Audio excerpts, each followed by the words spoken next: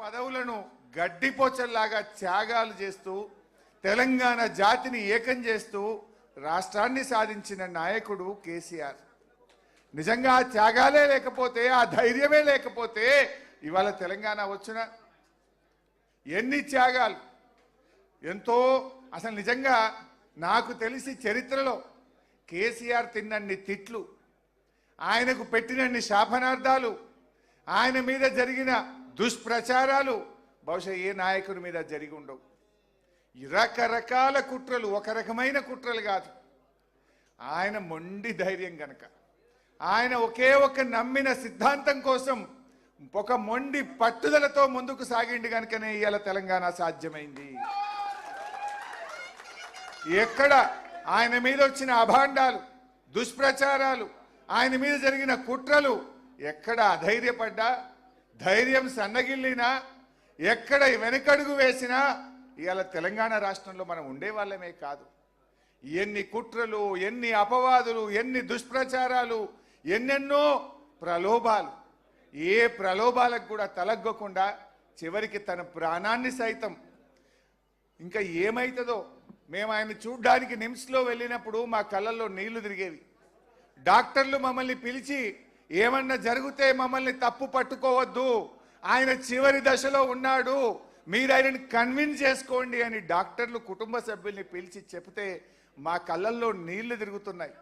కానీ ఆయన దగ్గరికి వెళ్ళినప్పుడు మాత్రం అదే మొండి ధైర్యం.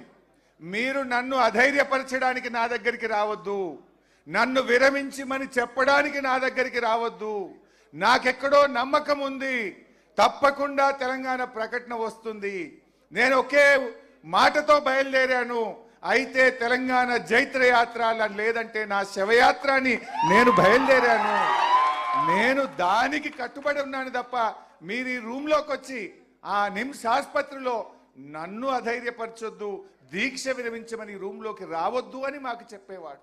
అదే ఆయన మొండి ధైర్యం, అదే పట్టుదల ఇవాళ తెలంగాణ రాష్ట్రాన్ని తెచ్చిపెట్టింది. ఇలా కేసీఆర్ ఒక నాయకుడిగే కాదు, ఒక ఉద్యమకారుడే కాదు, తెలంగాణలకు పాలన చేత కాదు, తెలంగాణ వస్తే నక్సలైట్ల రాజ్యం అవుతుంది, తెలంగాణ వాళ్ళకు పరిపాలన రానే రాదు అని మాట్లాడితే దేశమే అబ్బురపడే విధంగా, దేశమే ముక్కు మీద వేలేసుకొని తెలంగాణ ఆచరిస్తుంది, భారతదేశం అనుసరిస్తుంది అన్నంత గొప్పగా ఈ రాష్ట్రాన్ని నడిపి చూపిన నాయకుడు కేసీఆర్. కేసీఆర్ ఒక ఉద్యమకారుడు, కేసీఆర్ ఒక చరిత్రకారుడు, కేసీఆర్ ఒక పాలనా దక్షుడు అని ఇలా చరిత్ర పుటల్లో నిలబడ్డారు. మన మిషన్ కాకతీయ, మన మిషన్ భగీరథ, మన కేసీఆర్ చేపట్టిన ఎన్నెన్నో కార్యక్రమాలు ఈ దేశానికి మార్గదర్శకంగా ఒక దిక్సూచిగా నిలబడ్డాయి. సరే, ఈరోజు కేసీఆర్ గారు ఒక నాయకుడే కాదు, ఇవాళ అవ్వా తాతలకు ఆసరా పెన్షన్ ఇచ్చిన ఒక పెద్ద కొడుకుగా అవ్వా తాతలకు కేసీఆర్ నిలబడ్డాడు. కేసీఆర్ ఆడపిల్లల పెళ్లిళ్లకు కళ్యాణ లక్ష్మి పథకం అందించి ఒక తోబుట్టుగా కేసీఆర్ చరిత్ర పుటల్లో నిలిచాడు. అప్పుడే పుట్టిన పసిపిల్లలకు కేసీఆర్ కిట్ అనే పథకం అందించి మేనమామలాగా నిలబడ్డాడు కేసీఆర్.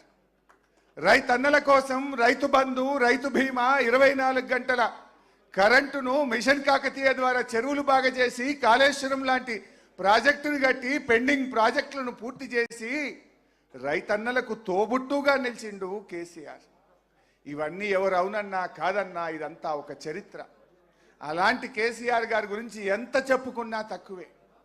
నిజంగా నాలాంటి వాళ్లకు 25 ఏళ్ళు ఉద్యమంలో, ప్రభుత్వంలో, ప్రతిపక్షంలో వారి అడుగు జాడల్లో నడిచినటువంటి ఒక గొప్ప అవకాశం ఇలా మాలాంటి నాయకులను ఎంతో మందిని తీర్చిదిద్దింది కూడా కేసీఆర్ గారే. ఎంతో మందిని ఇలా గొప్ప గొప్ప ఉద్యమకారులుగా, కార్యకర్తలుగా, నాయకులుగా, పాలనా దక్షులుగా, శాసనసభ్యులుగా, శాసన మండలి సభ్యులుగా ఒక కొత్త తరాన్ని తెచ్చింది కూడా కేసీఆర్ గారు. అటువంటి కేసీఆర్ గారికి మీ అందరి పక్షాన, నా పక్షాన హృదయపూర్వకమైనటువంటి జన్మదిన శుభాకాంక్షలు తెలియజేస్తూ, ఓటమి తాత్కాలికమైంది, మళ్ళీ కేసీఆర్ వచ్చే రోజు ఎంతో దూరంలో లేదు, తప్పకుండా కేసీఆర్ గారు మళ్ళీ ముఖ్యమంత్రి అవుతారు.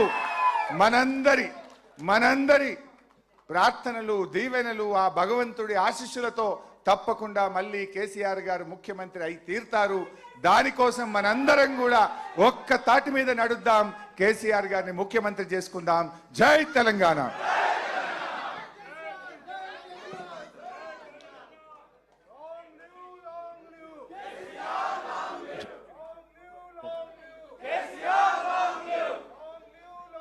కొద్దిగా జర బాజు అట్టి ప్లీజ్. ఓ మీడియా వాళ్ళకు, ఓ లైవ్ లేరే తమ్ముడు మీరు కూడా, ఏ బాబు ఎనికి మీరు కొద్దిగా జరగాలమ్మా, కొద్దిగా జరగాలి. కొద్ది జరగమన్నా కదా మీరే. ఖైరతాబాద్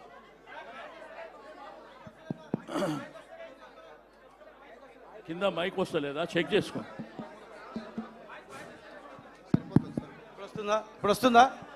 ఇది వస్తుందా? అట్లా కాదా? ఇది ఓకేనా?